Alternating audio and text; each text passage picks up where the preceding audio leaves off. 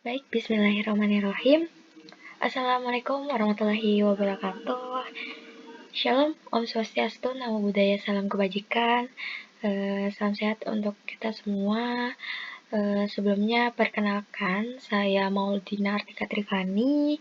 Pada kesempatan kali ini, saya akan mempresentasikan atau memaparkan materi untuk mata kuliah Akuntansi Perbankan Syariah. Pada bab 5, saya kebagian dapat dengan judul materi kerangka dasar penyusunan dan penyajian laporan keuangan syariah atau biasa kita sebut atau kita singkat sebagai KDPPLKS. Untuk materi kali ini ada di bab 5. Sebelumnya saya mengucapkan terima kasih terlebih dahulu kepada Bapak Dr. Sparta selaku dosen atau pengajar pada mata kuliah kali ini. Terima kasih Pak Sparta sebelumnya atas kesempatannya. Baik, saya akan melanjutkan. Ya, sesuai yang sudah saya perkenalkan di awal tadi, bahwasannya saya Maulidina Artika Trivani dengan NIM 2023123103 dari Prodi Akuntansi Indonesia Banking School.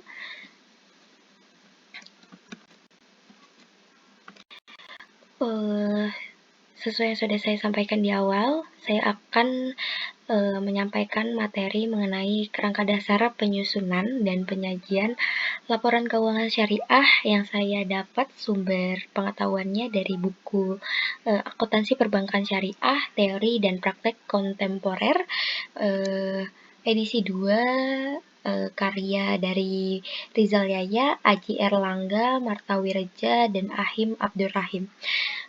Penerbitnya ada Salemba 4. Untuk materi kali ini saya sudah dapat sumber dari buku tersebut.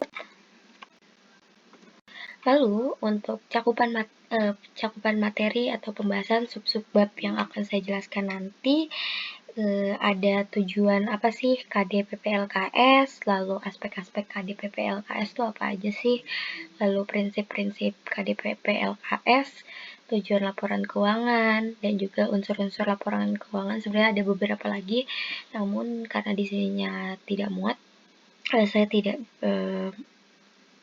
menyesuaikan banyak, jadi mungkin bisa video ini bisa ditonton sampai akhir akan mendapatkan informasi yang lebih lengkap.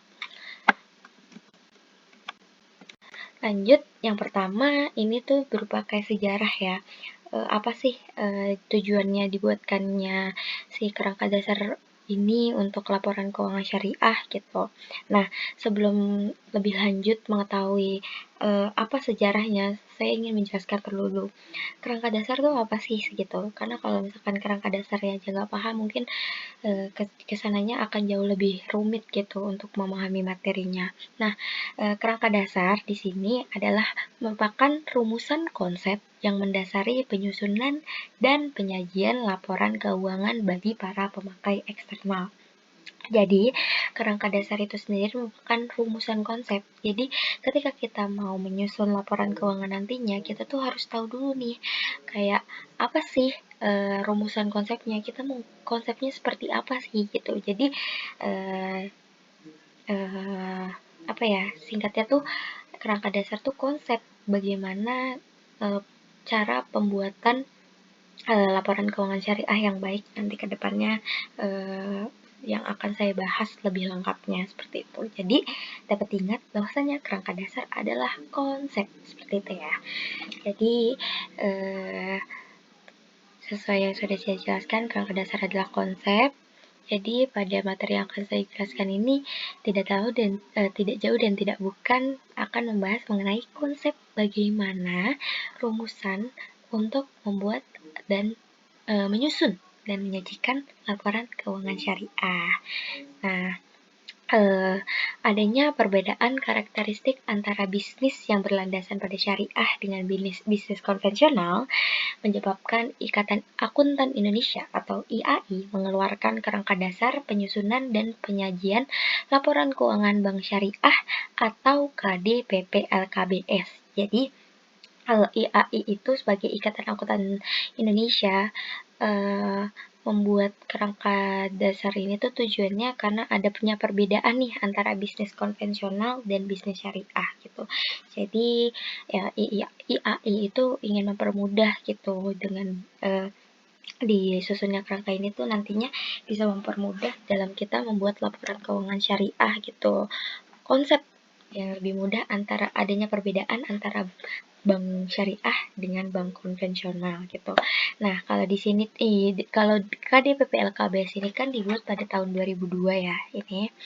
Nah, lalu KDPP LKBS selanjutnya disempurnakan pada tahun 2007 menjadi kerangka dasar penyusunan dan penyajian laporan keuangan syariah atau KDPP LKS. Nah, kedengarnya kayak nggak ada bedanya nggak sih gitu. Tapi ternyata ada bedanya kan. Bedanya adalah kalau misalkan di tahun 2002 itu tuh KDPPLKBS dan disempurnakan di tahun 2007 ada KDPPLKS. Nah, apa sih yang beda? Nah, ternyata untuk yang di 2002 pertama kali IAI menciptakan, nah itu tuh kata bank itu dihilangkan gitu. Jadi KDPPLKS jadi hanya kerangka dasar penyusunan dan penyajian laporan keuangan. Nah, apa sih tujuannya IAI kok kata-kata banknya dihilangin gitu? Nah, tujuannya itu tuh agar memperluas kerangka dasar ini dipergunakan. Kalau misalkan ada banknya, kesannya kerangka dasar penyusunan laporan keuangan syariah ini tuh hanya dipergunakan di dunia perbankan gitu.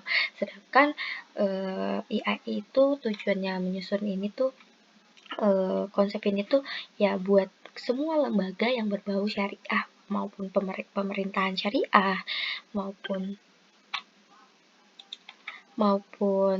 perbankan syariah, entitas-entitas syariah lainnya. Jadi tidak hanya di dunia perbankan. Tujuannya seperti itu, disempurnakannya pada tahun 2007 ya.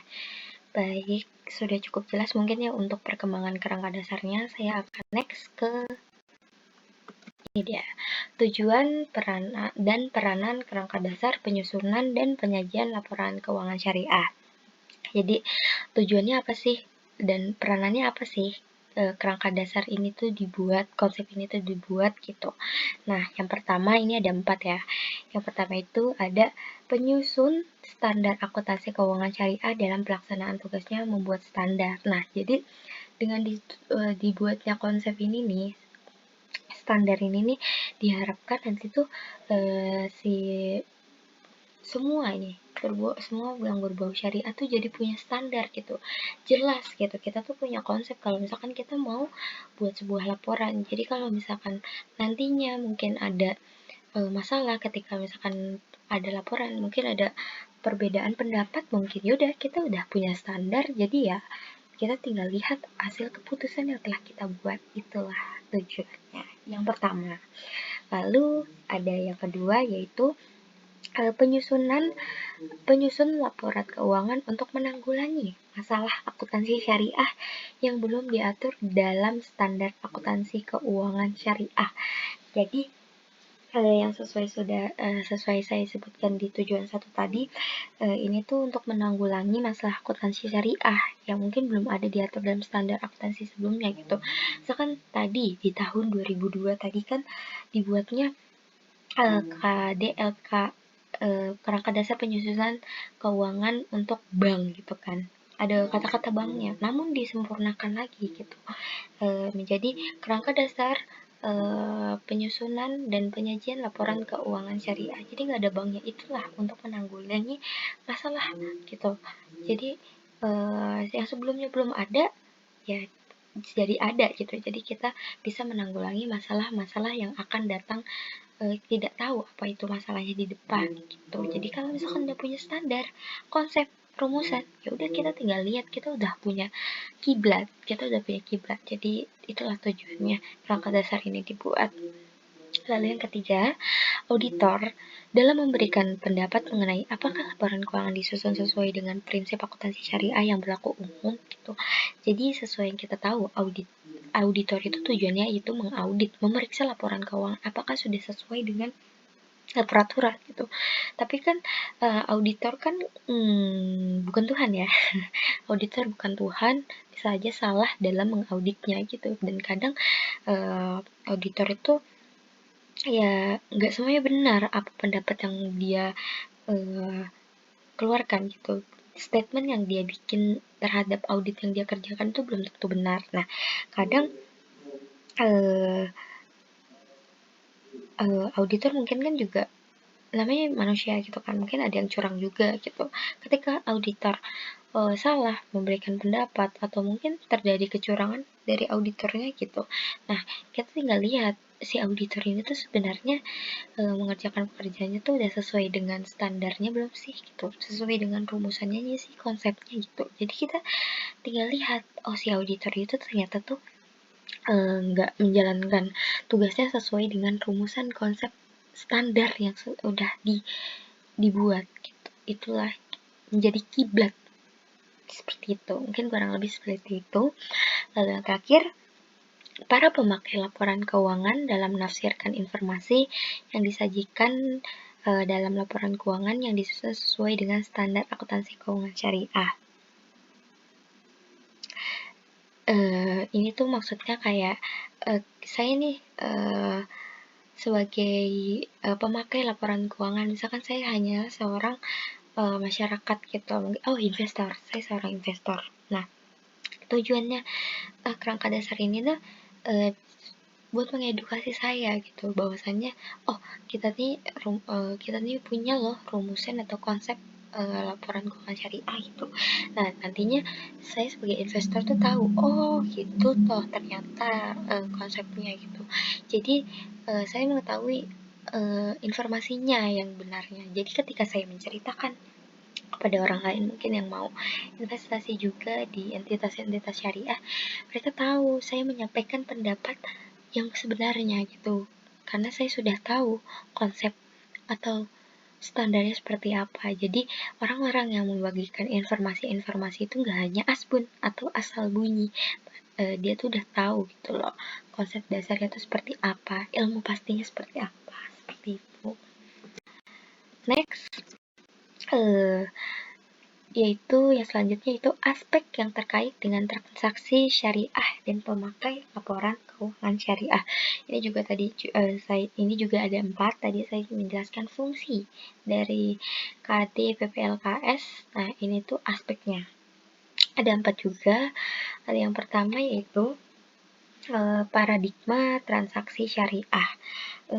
Syariah merupakan ketentuan hukum Islam yang mengatur aktivitas umat manusia yang berisi perintah dan larangan, baik yang menyangkut hubungan interaksi vertikal dengan Tuhan maupun interaksi horizontal dengan sesama makhluk. Jadi itu paradigma transaksi syariah ini tuh maksudnya semua transaksi syariah transaksi kita di berbau syariah itu ya kita itu berdasarkan Allah Subhanahu wa taala gitu. Jadi semua transaksi yang kita laksanakan benar atau salah, terus buruk atau tidaknya itu ya berdasarkan syariah gitu, ketentuan hukum Islam yang mengatur aktivitas umat manusia gitu. Jadi tuh paradigma ini tuh benar atau salahnya transaksi gitu. Jadi itu hukum di hukum-hukum Islam lah, berdasarkan kita yang menganut agama Islam, kita paradigma transaksi syariah itu ya Allah Subhanahu wa taala gitu. Jadi benar atau salahnya itu ya berdasarkan sesuai ketetapan Allah melalui Al-Qur'an dan lain-lain seperti itu. Lalu yang kedua ada asas transaksi syariah. Untuk asas nih ada 5, yaitu transaksi berdasarkan pada prinsip satu persaudaraan atau ukhuwah, lalu yang kedua keadilan atau adalah, lalu yang ketiga kemaslahatan atau maslahah, lalu yang keempat keseimbangan atau tawazun, lalu yang kelima ada universalisme atau syumuliyah. Lalu yang ketiga ada karakteristik transaksi syariah. Nah, Karakteristik transaksi syariah itu apa aja sih? Transaksi syariah dapat berupa aktivitas bisnis yang bersifat komersial maupun aktivitas sosial yang bersifat non-komersial. Nah, karakteristik yang bersifat komersial tuh maksudnya kayak misalkan kita mau investasi gitu. Aktivitas yang komersial tuh yang mana seseorang yang pengen menghasilkan laba. Kalau di syariah itu bukan laba ya, lebih ke bagi hasil gitu. Jadi aktivitas ini tuh seseorang menginginkan laba, namun bukan bunga ya. Ini tuh bagi hasil kesepakatan antara yang mempunyai dana lebih dengan yang mempunyai yang membutuhkan dana gitu. Jadi berdasarkan kesepakatan antara dua orang. Jadi kalau di transaksi konvensional kan ya udah gue menetapkan bunga 2%. Ya lo mau nggak mau harus bayar ke gue 2% gitu dari uang yang lo pinjam. Namun kalau misalkan di transaksi syariah itu beda. Kalau komersialnya, kalau komersial di syariah itu ya berdasarkan keputusan keduanya gitu. Si peminjam dana pemberi dana ini yang punya dana lebih punya uang 100, si butuh dana pinjam 100, tapi dia apa ya, dia tuh setujunya mampunya bayarnya dari 100.000 ini dia hanya memberi lebih 2.000 gitu. Ya udah, si pemberi dananya setuju, peminjamnya pun setuju, itulah yang dinamakan transaksi komersial di dalam dunia syariah. Jadi dua-duanya hasil kesepakatan keduanya, seperti itu. Kalau aktivitas sosial yang bersifat non komersial itu aktivitas yang tidak mengharapkan laba atau bagi hasil, kayak seperti infak seperti itu, atau zakat seperti itu. Lalu yang keempat yaitu pemakai laporan keuangan. Nah, pemakai laporan keuangan syariah ini juga bukan mentang-mentang syariah terus pemakainya jadi sempit gitu, enggak. Pemakai laporan keuangan syariah itu ada investor sekarang, investor potensial, pemilik dana kort, pemilik dana pembiayaan mudharabah, pemilik dana titipan, pembayar dan penerima zakat, infak, sedekah, dan wakaf, pengawas syariah, karyawan, pemasok, dan mitra usaha lainnya, pelanggan, pemerintah, serta lembaga-lembaga dan masyarakat. Baik, sudah cukup jelas mungkin ya untuk mengenai aspek yang terkait dengan transaksi syariah dan pemakaian laporan keuangan syariah. Saya akan lanjut. Nah, ini dia prinsip akuntansi syariah. Nah, kalau tadi saya sudah jelaskan di awal mengenai tujuannya. Nah, kalau tadi saya sudah jelasin di awal kayak tujuannya apa, pasti kan setiap tujuan tuh memiliki prinsip kan. Nah, inilah prinsip tuh kayak apa ya? Kiblat, latar belakang oh bukan, seperti apa ya? Iya, landasan sih. Kiblat juga bisa. Jadi landasan syariah tuh apa sih? Ketika misalkan ini kita mau menyusun konsep nih, kerangka dasar, tapi kita nggak tahu kiblat kita tuh apa sih gitu. Apa yang membuatkan kita, apa yang menjadi benar atau salahnya gitu.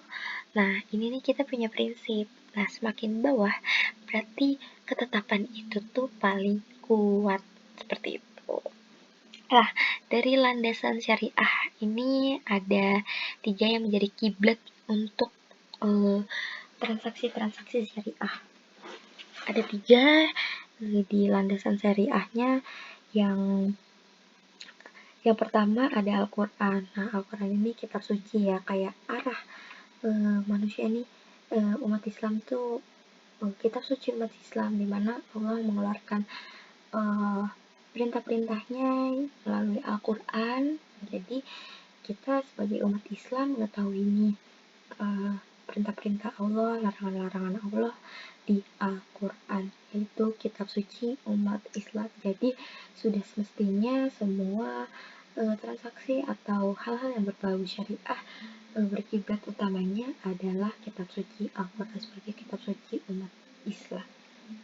Seperti itu. Lalu ada al-hadis. Al-hadis adalah kata-kata atau tindakan Nabi Muhammad SAW. Semua tindakan baik, sunnah-sunnah itu, sunnah-sunnah Nabi, sunnah-sunnah Nabi Muhammad, perkataan, tindakan, ini nih al-hadis. Jadi semua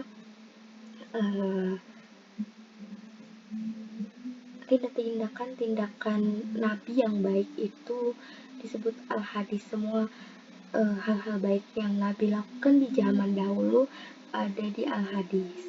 Lalu ada fatwa syariah. Fatwa syariah itu sendiri adalah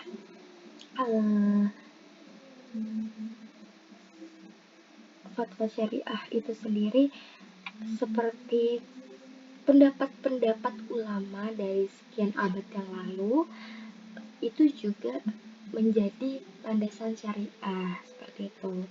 Nah, lalu di sini nih yang menarik, ada landasan konseptual. Landasan konseptual itu adalah KDPPLKS. Nah, itulah itu nanti kita akan dijadikan prinsip dalam pembuatan laporan keuangan syariah.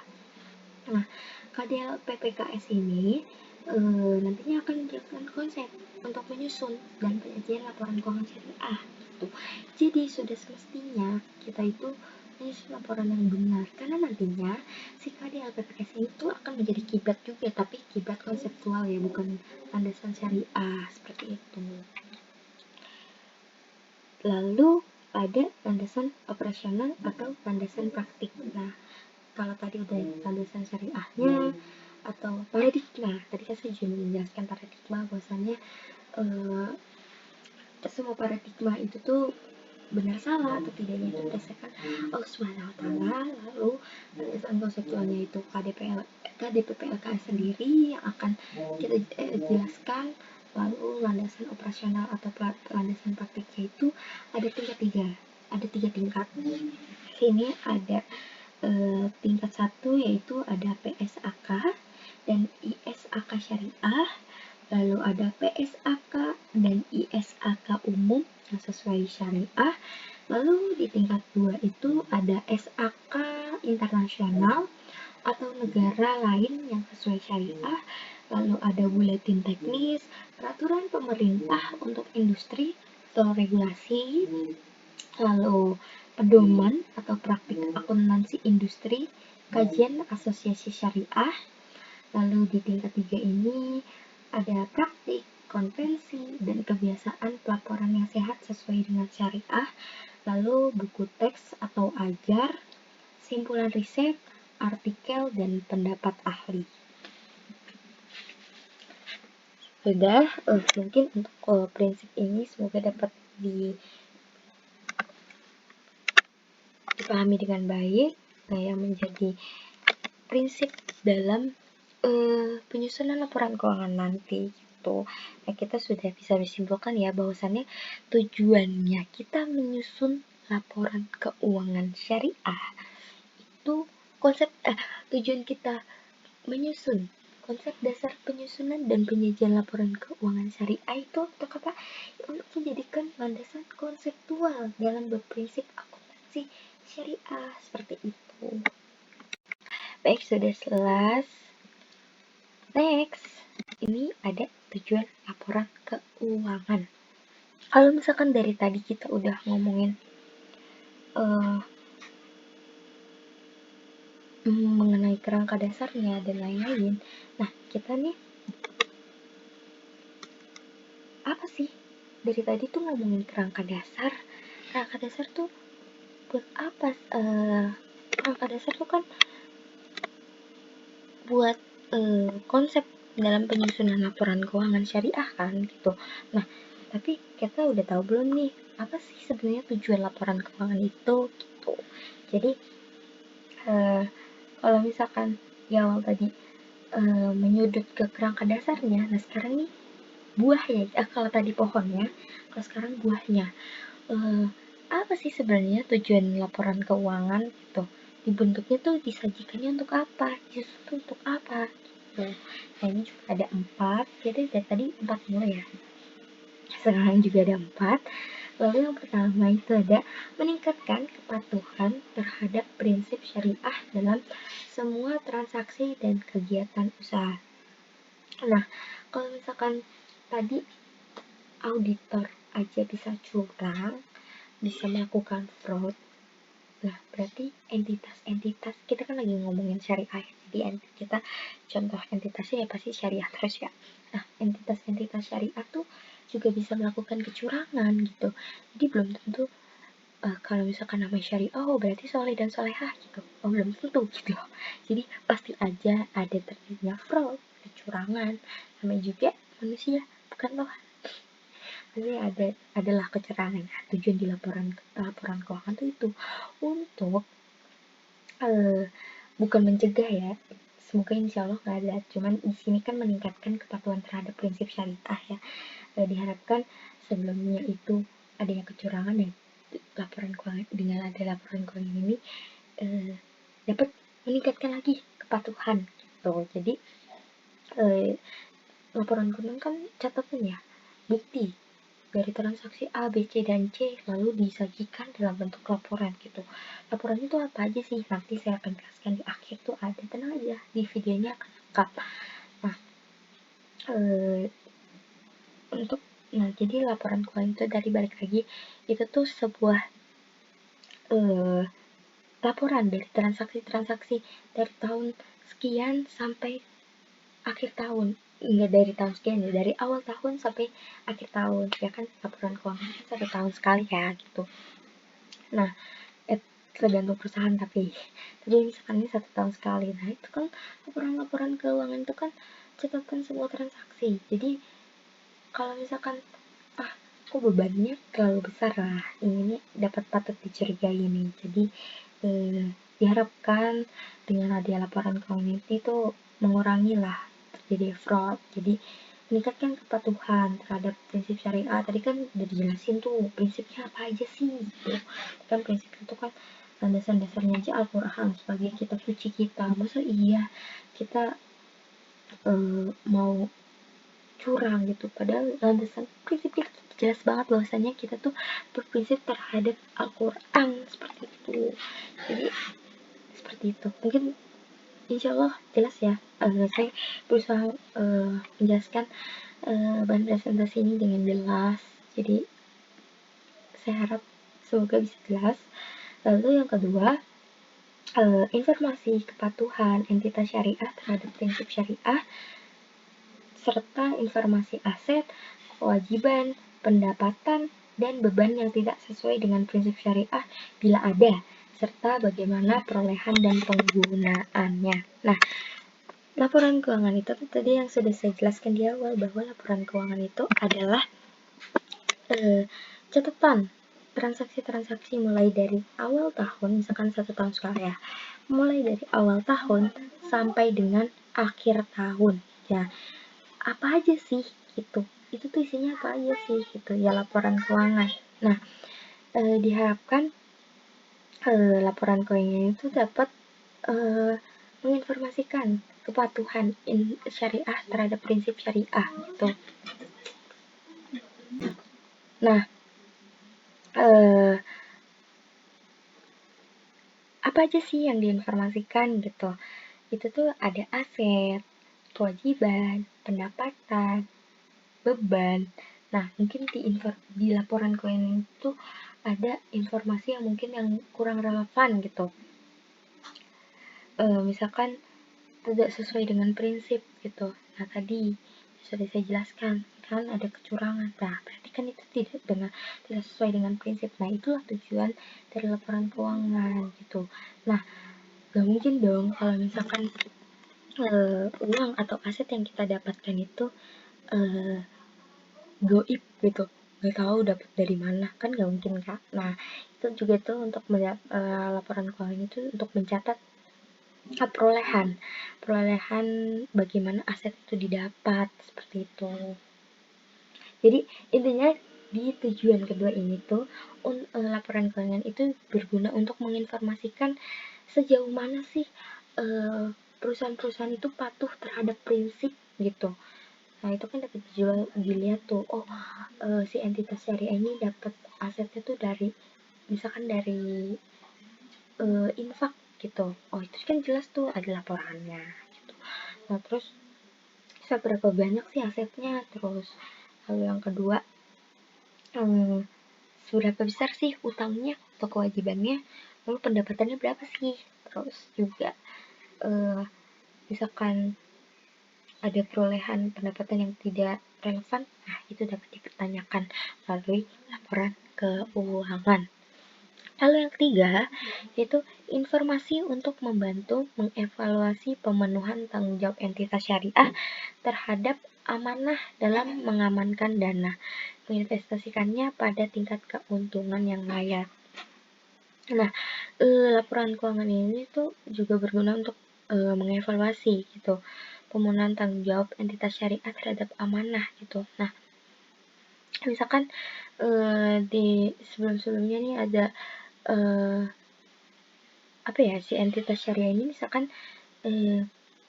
dapat uang investasi nih dari nasabah A gitu. Nah, di laporan keuangan nih ternyata si entitas ini belum memenuhi kewajibannya, yang mana mereka misalkan belum membayar dividen dari si nasabah ini. Nah, itu dapat dilihat melalui laporan keuangan. Apakah si entitas syariah ini nih udah memenuhi kewajibannya gitu. Udah kan terbaca tuh di laporannya kok belum gitu. Nah, itu dapat dipantau tuh melalui laporan keuangan bahwasannya si entitas ini nih belum bayar dividen kepada nasabahnya yang berinvestasi. Nah, itu dapat dievaluasi tuh melalui laporan keuangan. Sebenarnya tuh laporan keuangan tuh luas ya cakupannya gitu. Dia tuh sangat penting gitu. Jadi sangat penting lah. Ya bukan sangat penting, memang harus gitu kan, sudah sepatutnya semua entitas, gak hanya syariah, mulai konvensional, even pemerintah pun gitu, itu mereka harus gitu memiliki laporan keuangan seperti itu. Lalu yang terakhir ada informasi untuk yang keempat, yang terakhir ada para pemakai laporan keuangan dalam menafsirkan informasi yang disajikan dalam laporan keuangan yang disusun sesuai dengan standar akuntansi keuangan syariah.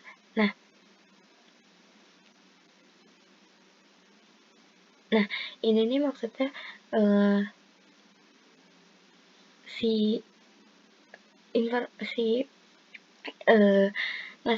misalkan saya karyawan lah. Nah, karyawan ini nih ingin berinvestasi gitu di entitas, misalkan entitas syariahnya itu Bank BSI gitu. Nah, kan nggak mungkin dong kalau misalkan investor yang cerdas itu nggak mungkin kalau misalkan dia sekedar dananya tuh dibuat investasi di entitas-entitas yang gak jelas tanpa melihat laporan keuangan. Pasti kalau investor yang cerdas dia nggak mau dong memberikan asetnya atau hartanya, mungkin nggak hanya saham lah ya, bisa obligasi, bisa deposito dan lain-lain gitu. Nggak mungkin dong si nasabah A ini mau investasi gitu di entitas yang nggak jelas gitu. Pasti kan mereka pengen entitasnya yang jelas, yang trusted, terpercaya gitu. Nah, mereka lewat apa sih mereka melihatnya? Lewat mulut ke mulut nggak mungkin, karena kan bisa aja bohong ya, namanya juga mulut manusia gitu. Nah, yang jelasnya mana, realnya yang udah pasti relevan, trusted, terpercaya, ya udah lewat laporan keuangan gitu. Dari mana lagi gitu. Jadi investor tuh kalau yang pintar nggak bisa dibodohin ya, tapi nggak semua investor pintar ya, tapi diharapkan semua investor itu dapat cerdas, jadi mereka bisa lah gitu berinvestasi di entitas-entitas yang jelas melalui laporan keuangan. Nah gitu. Jadi dari sini kita dapat simpulin nih, tujuan laporan keuangan ini luas. Tapi kalau misalkan laporan keuangan, kita kan ngomongin konsep dasar ya. Konsepnya udah jelas, kerangkanya udah jelas, penyajiannya udah jelas untuk laporan keuangan syariah ini. Tapi si pihak eksternalnya tuh, misalkan saya investor gitu, ternyata si IAI ini tuh udah sedemikian rupa effort untuk membuat kerangka dasarnya, konsepnya. Tapi saya sebagai misalkan investor tadi ya, sebagai investor ternyata nggak bisa membaca laporan keuangan, itu sama aja zero gitu. Jadi edukasi laporan keuangan tuh tidak hanya sebenarnya pada karyawan gitu ya, pada masyarakat pun penting gitu loh. Kalau misalkan masyarakat aja nggak tahu apa-apa gitu loh, mereka tidak mengerti laporan keuangan, sama aja nol kan. Kita bisa sedemikian rupa hebatnya, kerennya, baiknya, anti fraud dan lain-lain, tapi ternyata masyarakat itu nggak ngerti baca laporan keuangan tuh sama aja nol gitu.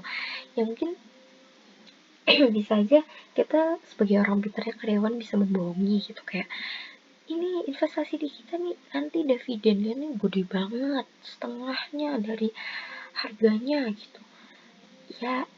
Kalau kalau si nasabah ini nih mau gitu, kadang kan ngebodohin gampang tapi belum tentu mau gitu kan. Jadi itulah pentingnya antara si karyawan entitas dan juga nasabah gitu. Kadang karyawan udah pinter gitu, orang yang menyediakan jasanya sebagai entitasnya gitu udah menyiapkan segala seniat mungkin, seeffort mungkin, tapi percuma kalau misalkan si masyarakatnya nggak ngerti cara membaca laporan keuangan. Jadi luas ya, namun sesuai yang saya bilang tadi, bahwasannya tujuan laporan keuangan itu memang jelas seperti itu. Jadi seperti itu ya. Saya rasa untuk tujuan laporan keuangannya sudah cukup jelas, jadi saya akan next. Nah, ini dia, lanjut ke unsur-unsur laporan keuangan. Jadi komponen unsur-unsur laporan keuangan itu ada apa aja sih? Satu, komponen laporan keuangan yang mencerminkan kegiatan komersial. Komponen ini meliputi laporan posisi keuangan, laporan laba rugi, laporan arus kas, dan laporan perubahan ekuitas. Nah, sesuai yang sudah saya jelaskan yang tadi, ini ya.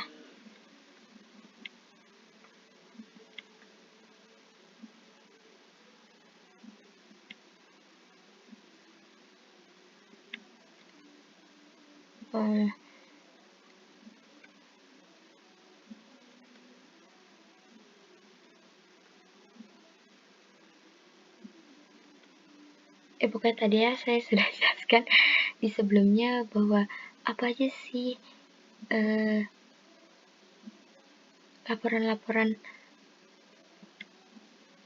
Oh ya, tadi saya belum menjelaskan ini ya, prinsip akuntansi syariah. Ini tuh tadi udah dari landasan syariah, landasan konseptual, apa itu semuanya tadi, sampai landasan operasional dan praktiknya. Nah, ini nih merupakan kerangka prinsip yang berlaku umum untuk entitas syariah di Indonesia. Jadi si prinsip ini nih yang tadi saya sudah jelaskan, semua lembaga syariah yang berbau syariah itu tuh semuanya mengiblatnya tuh berdasarkan prinsip ini. Jadi semakin bawah prinsipnya, itulah menjadi kiblat kuat dalam syariah, seperti itu. Nah, tadi yang sudah saya jelaskan bahwasannya laporan keuangan tuh ada banyak. Nah, ini nih Unsur-unsur laporan keuangan tuh dijelaskan komponen laporan keuangan yang mencerminkan kegiatan komersial. Nah, tadi kan saya juga udah bilang ya kegiatan komersial tuh apa atau aktivitas komersial tuh apa. Nah, kalau di aktivitas komersial sendiri tuh laporannya tuh ada ini nih, berapa nih? Satu, laporan posisi keuangan atau neraca, lalu 2, laporan laba rugi, lalu laporan arus kas, dan laporan perubahan ekuitas. Jadi ada 4 ya untuk komersial. Lalu yang kedua ada komponen laporan keuangan yang mencerminkan kegiatan sosial. Nah, tadi kan ada aktivitas komersial dan aktivitas non komersial. Nah, aktivitas non komersial ini nih kegiatan yang non non komersial ya pastinya. Tapi ini tuh kegiatan sosial gitu. Jadi tidak mengharapkan laba ya atau keuntungan. Jadi ini kegiatan sosial. Nah, untuk komponen ini nih unsur laporan keuangan itu ada laporan sumber dan penggunaan dana zakat serta laporan sumber dan penggunaan dana kebijakan. Nah, tadi kalau misalkan di komersial itu kan beda ya laporan keuangannya di syariah. Mungkin kalau di konvensional tuh ya udah sekedar ada 5 ya. Kalau di konvensional, kalau di syariah beda lagi, ada banyak nih laporan keuangannya sedikit lebih banyak, dan juga akun-akunnya mungkin agak sedikit berubah bukan, maksudnya berbeda ya. Kalau misalkan di konvensional 4 ini sama satu lagi, dan neraca, laba rugi, arus kas, perubahan ekuitas. Nah, kalau di syariah ini nih ada tambahan nih dari kegiatan sosial yang non komersialnya, ada laporan sumber dan penggunaan dana zakat dan serta laporan sumber dan penggunaan dana kebijakan. Nah, jadi saya sudah dijelaskan di awal berkali-kali bahwasanya kalau misalkan non komersial itu komersial itu kegiatan yang aktivitas yang mengharapkan keuntungan gitu. Jadi para nasabah tuh ya pengen bukan keuntungan ya, bagi hasil tapi berdasarkan kesepakatan keduanya gitu, antara yang memiliki lebih dana dan butuh dana gitu. Jadi kalau di laporan non komersial ini atau sosial ini itu tuh sumber dana zakat infak gitu tuh beda ya dimasukin ke laporan keuangannya gitu. Jadi jangan asal lapor gitu. Jadi misalkan ada seseorang nasabah gitu, dia mau zakat melalui entitas syariah misalkan Bank BSI, ya udah, karena dia bilang itu zakat infak, ya udah, jangan anggap itu sebagai pendapatan lalu dilaporkan di laporan kegiatan komersial. Itu salah ya teman-teman. Jadi itulah tadi tujuannya prinsip kakak dasar ini gitu. Kalau misalkan kalian masih fraud, percuma dong disusunnya sedemikian rupa niatnya gitu. Kalau misalkan ujung-ujungnya mereka yang menyusun aja nggak sesuai dengan prinsip gitu. Nah, diharapkan itulah ya untuk meningkatkan kepatuhan. Ini nih tujuannya itu sudah sangat jelas ya teman-teman semua. Nah, terus laporan sumber dan pengguna dana kebijakan seperti itu. Lalu yang ketiga ada komponen laporan keuangan lainnya. Komponen laporan keuangan lainnya mencerminkan kegiatan dan tanggung jawab khusus entitas syariah tersebut. Seperti itu. Next. tadi saya sudah jelasin ya, tujuannya mulai dari disusun konsep kerangka dasar sampai kerangka dasar itu kan konsep untuk menyusun. Gini deh, simpelnya tujuan ini tuh kayak dari mana, misalkan hewan ayamnya dari telur sampai jadi ayam lagi sampai bertelur lagi gitu. Nah, seperti itu. Nah, jadi misalkan kita ngomongin ayamnya itu dari telur dulu. Nah, di pada kasus ini telurnya itu adalah kerangka dasar gitu. Jadi berarti kita udah ngomongin mulai dari telur dari mana. Kerangka dasar itu disusun seperti telur kan, terus pecah menjadi itik ya. Itiknya itu kalau dari kasus ini tuh laporan keuangan. Lalu setelah jadi itik tumbuhlah menjadi ayam. Nah, siapa sih ayam ini? Ya pengguna laporan keuangan syariah gitu. Jadi sudah disusun kerangka dasarnya, lalu jadilah laporan keuangan. Nah, siapa sih pengguna laporan keuangannya? Gitu. Nah, penggunanya ini ada 10. Banyak ya? Banyak dong. Kalau tadi laporannya aja banyak, penggunanya juga banyak. Nah, untuk yang pertama itu ada investor sekarang dan investor potensial. Ini seru banget. Investor sekarang tuh apa sih maksudnya dengan investor potensial? Nah, investor sekarang itu adalah investor yang telah memiliki surat saham. Jadi dia tuh udah investasi di entitas syariah. Jadi namanya itu sudah terdaftar menjadi investor saham gitu. Statusnya dia tuh udah investor gitu, investor aktif.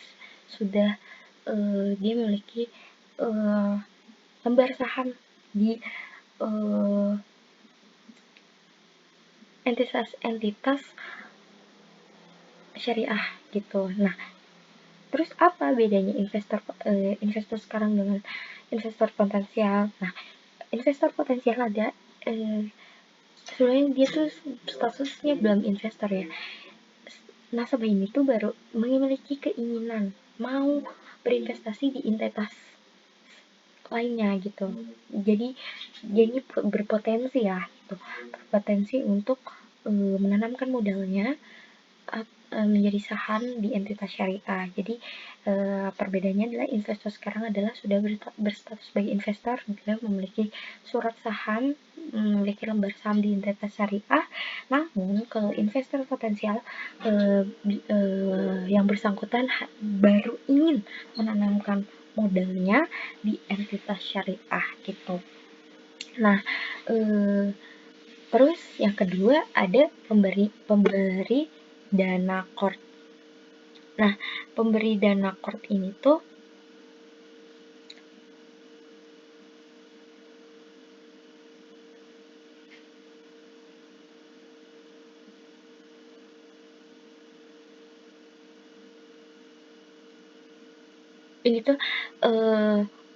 pemberi dana yang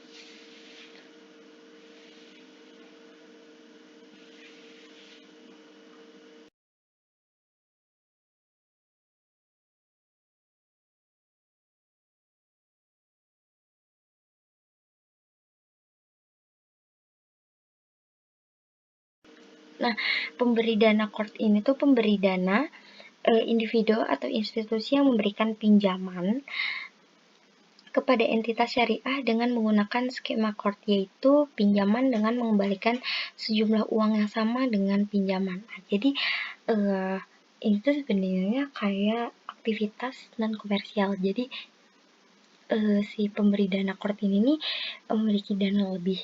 Dia ingin memberikan dananya kepada entitas syariah, namun pemberi dana ini nih cuma mau pinjemin aja tanpa yang bersangkutan tidak ingin laba gitu. Jadi udah saya punya dana nih, siapa yang butuh duit, ya udah saya pinjemin.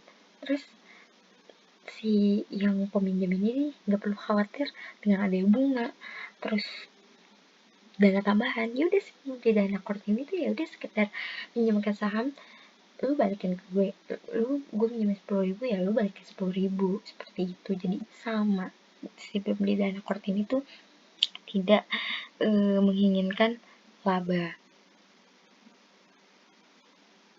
Lalu ada pemilik dana syirkah temporer.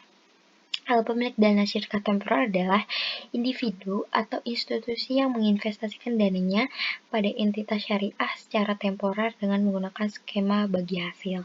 Nah, inilah baru yang disebutkan transaksi syariah gitu. Jadi pemilik dana syirkah ini tuh punya misalkan nasabah A punya uang lebih, pengen investasiin ke deposit lah, ke entitas syariah gitu. Nah, si pemilik dana lebih ini nih minjemin tapi pengen ada keuntungannya. Tapi keuntungannya ini gimana caranya nggak memberatkan si peminjam gitu. Jadi ya udah, peminjam misalkan si A tuh yang pemilik dana lebih deh, yang peminjam tuh B. Jadi si A nih punya uang 150.000. Nah, dipinjemin ke nasabah B gitu. Ternyata si nasabah B ini nih bersedia kalau misalkan ngasih ngembaliin ke si A ini nih 152. Jadi itu berdasarkan kesepakatannya gitu. Jadi bagi hasil. Terus ada pemilik dana titipan. Nah, ini kasusnya unik lagi. Si pemilik dana A ini maksudnya tuh jadi misalkan saya punya uang lebih, saya nggak tahu nih mau diapain, tapi saya juga nggak mau diinvestasiin yang bagi ada labanya gitu. Ya udah, saya pengen ngasih titipin aja deh ke entitas syariah gitu, tapi ya nggak perlu dapat keuntungan, ya udah dititipin aja. Jadi terserah nih di si entitas syariah ini dipergunakan untuk apa gitu. Tapi ketika gue butuh dananya, gue minta dananya, ya udah balikin sesuai nominalnya. Jadi tapi si gue ini nggak mau bayar ke entitas sekedar dititipin aja gitu. Ya udah terserah uang gue mau diapain, yang penting ketika gue butuh tetap duit tetap 10.000, tapi gue tanpa bayar sama lu, seperti itu. Lalu ada yang kelima, pembayar dan penerima zakat, infak, sedekah, dan wakaf. Nah, ini udah tau lah ya, pembayar dan penerima zakat, infak, sedekah, dan wakaf. Nah, terus ada pengawas syariah. Pengawas syariah adalah orang yang ditugaskan oleh Dewan Syariah Nasional untuk mengawasi kepatuhan suatu entitas syariah terhadap prinsip syariah. Nah, sesuai yang kita tadi, kalau misalkan semua pengguna laporan keuangan tuh belum tentu semua tuh baik ya, maksudnya namanya manusia gitu. Nah, pengawas syariah ini bertugas untuk mengawasi sejauh mana sih para orang-orang ini tuh menggunakan dana semestinya, seperti itu. Lalu ada karyawan, terus juga ada pengawas syariah. Mohon maaf, pengawas syariah sudah, itu ada pemasok dan berita usaha lain, terus ada pelanggan, dan juga pemerintah dan masyarakat. Nah, ini ngapain nih pemerintah gitu ya? Ya pemerintah perlu tahu lah gitu kan, entitas syariah itu kan juga kan, walaupun syariah juga kan, tapi itu kan masih badan usaha ya. Jadi pemerintah sudah sebagai pemegang kekuasaan pembuat kebijakan, yang enggak kekuasaannya pembuat kebijakan untuk negara kan juga perlu mengetahui ya sejauh mana si entitas entitas syariah ini tuh menjalankan bisnisnya dengan baik, seperti itu. Lalu selanjutnya ada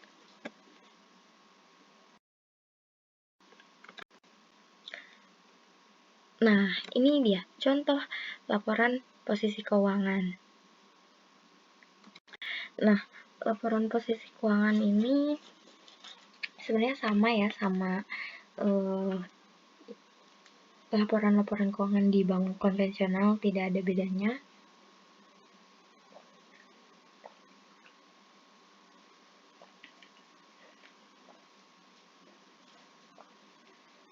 Laporan posisi keuangan atau neraca menggambarkan dampak keuangan dari transaksi dan peristiwa lain yang diklarifikasikan dalam beberapa kelompok besar menurut karakteristik ekonominya.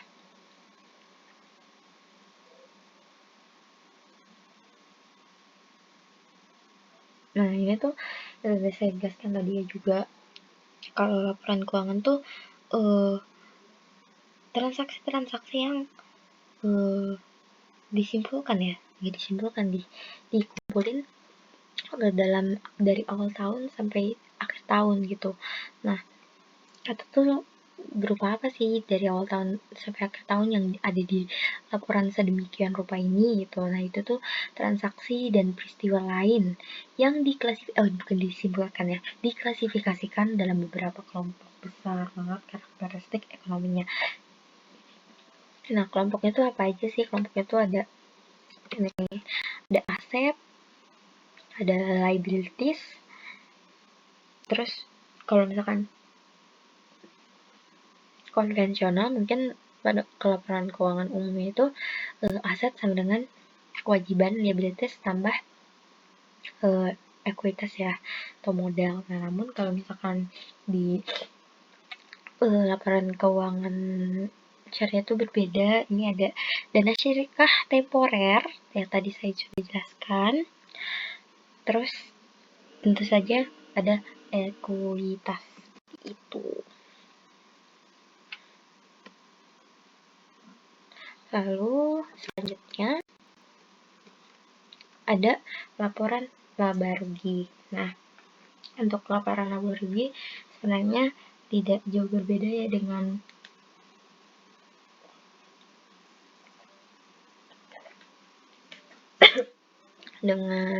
laporan laba rugi pada umumnya di bank konvensional.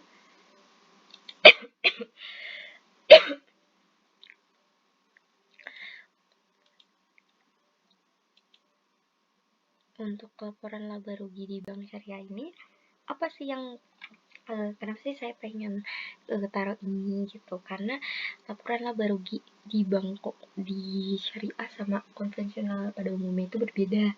Kalau misalkan saya sudah jelaskan tadi, kalau misalkan kalian highlight bahwa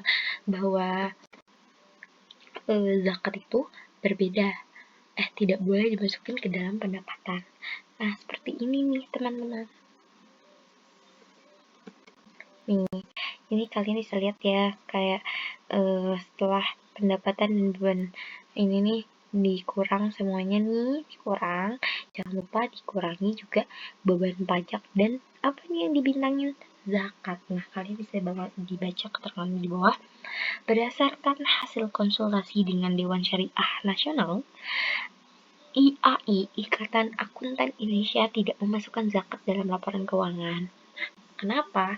Karena zakat itu tuh berupa individu gitu. Jadi ya udah zakat tuh jangan dimasukkan ke dalam entitas gitu. Jadi zakat itu kan amalan pribadi ya. Jadi itu tuh semua tidak perlu dimasukkan ke dalam laporan laba rugi. Jadi zakat itu halnya itu pribadi, jangan sampai dimasukkan di dalam laporan laba rugi seperti itu. Jadi bisa saya simpulkan ya semuanya, bahwasanya dari materi yang saya sebut tadi, mulai dari maaf nih, saya jelasin di sini. Mulai dari tujuan KDP LKS itu apa, terus ini telurnya, lalu aspek-aspeknya ini juga penting, terus prinsip-prinsipnya dari dibuatnya kenapa, tujuannya, terus aspeknya, terus apa sih yang mendasari dibuat tujuannya, ya ini prinsipnya. Ini juga tadi sudah saya jelaskan, ada di gambar rumah itu sudah sangat jelas apa yang menjadi patokan atau landasan utama kiblat. Lalu tujuan laporan keuangan itu, unsur-unsur laporan keuangan apa aja di bank syariah itu saya sudah jelaskan juga. Dan juga ini tadi saya kurang ya, ada pengguna laporan keuangan itu juga penting. Penggunanya ini ada 10, itu dia. Dan juga ini yang paling saya highlight, sebenarnya laporan keuangan tuh ada banyak, cuman yang saya highlight yang sangat berbeda itu ada di laporan posisi keuangan dan laporan laba rugi gitu. Ini tuh sangat berbeda dengan akuntansi pada umumnya, karena sangat berbeda, jadi yang saya highlight dan saya taruh di sini itu hanya 2. Nah, tapi sebenarnya jenis-jenis laporan keuangan tuh ada banyak ya. Nah, ini laporan keuangan tuh ada tergantung kegiatannya, ada komersial atau non komersial. Kalau misalkan komersial nih ada ini, kalau non komersial ada ini, seperti itu. Baik, setelah laporan laba rugi apa? Sudah selesai. Baik, terima kasih sebelumnya semuanya. Bapak Dr. Sparta sudah memberikan kesempatan ini. Tujuan saya memberikan pemaparan materi ini untuk memenuhi tugas presentasi saya untuk mata kuliah akuntansi perbankan syariah. Semoga apa yang saya sampaikan tadi mengenai kerangka dasar penyusunan dan penyajian laporan keuangan syariah ini dapat bermanfaat. Mohon maaf kurang lebihnya, mungkin ada kekurangan dalam penyampaian materi, kesalahan dalam omongan atau tindakan, mohon dimaafkan. Semoga apa yang saya jelaskan dan saya sampaikan tadi dapat bermanfaat untuk kita semua. Saya Maulidina Tika Trifani pamit undur diri. Terima kasih atas kesempatan dan perhatiannya. Wassalamualaikum warahmatullahi wabarakatuh. Selamat sore, selamat malam, selamat siang semuanya, tergantung kalian menyaksikan video ini. Dadah, sampai bertemu kembali.